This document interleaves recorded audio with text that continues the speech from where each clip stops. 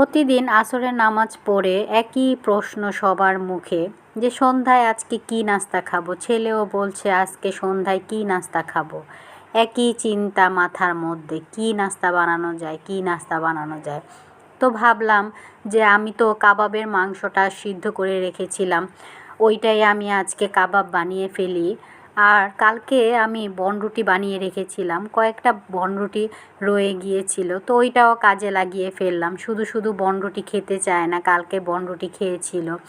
আজকে ভাবলাম যে কয়েকটা বনরুটি আছে, কয়েকটা কাবাব বানিয়ে বনরুটির মধ্যে দিয়ে তারপর আমি বার্গার বানিয়ে ফেলি।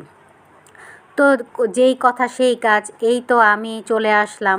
আমার কাবাবের মাংসগুলো আগেই নামিয়ে রেখেছিলাম, আমি ওইটা আসলে সব মশলা দিয়ে আমি সিদ্ধ করে রেখেছিলাম। তো এখানে আমি পেঁয়াজ কুচি, কাঁচামরিচ কুচি দিয়ে আর কর্নফ্লাওয়ার দিয়ে আর একটা ডিম দিয়ে খুব ভালোভাবে মথে নিয়ে এইরকম করে গোল গোল করে করে রেখেছি। এইটা পোলাও টোলাও দিয়ে খাওয়া যাবে। আর ওইটা আমি বড় আকারে কাবাব কাবাবে বার্গারের পেটি হিসাবে আমি ভাজবো এখন। ভেজে বনরুটির মধ্যে দিয়ে শসা দিয়ে তারপর আমি সবাইকে দিব বার্গার বানিয়ে। তো আমার বনরুটিটাও খাওয়া হয়ে যাবে, সন্ধ্যার একটা নাস্তাও হয়ে গেল। তো চিন্তাও শেষ হয়ে গেল। দেখুন আমি কাবাবের কাবাবগুলা সুন্দরভাবে ভেজে নিচ্ছি। আমি সরিষার তেলে কাবাব ভাজলে খেতে খুবই ভালো লাগে। আসলে সব কাবাবের আইটেমগুলা সরিষার তেলে ভাজলে কিন্তু মন্দ লাগে না, খারাপ লাগে না, খুবই ভালো লাগে। আমি সবসময় সরিষার তেলেই ভাজার চেষ্টা করি, খেতে খুবই ভালো লাগে, মচমচা হয়। তো এখানে সব কাবাবগুলা উল্টে পাল্টে দিয়ে আমি ভেজে নিচ্ছি।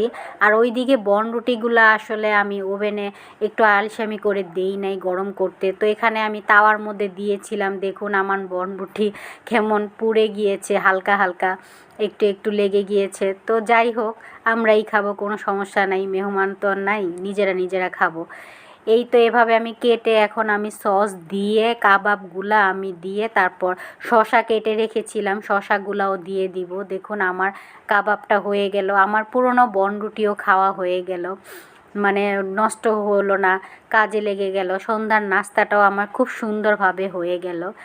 এইভাবে আপনারা ট্রাই করে দেখতে পারেন। তো আমার ভিডিও কেমন লাগলো লাইক কমেন্ট শেয়ার দিয়ে আমার পাশে থাকবেন।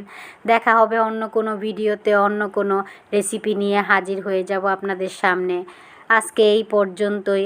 আপনাদের সবার জন্য দোয়া রইল, আমার জন্য অবশ্যই দোয়া করবেন। আজকে এই পর্যন্তই, দেখা হবে। আল্লাহ হাফেজ, ভালো থাকবেন সবাই।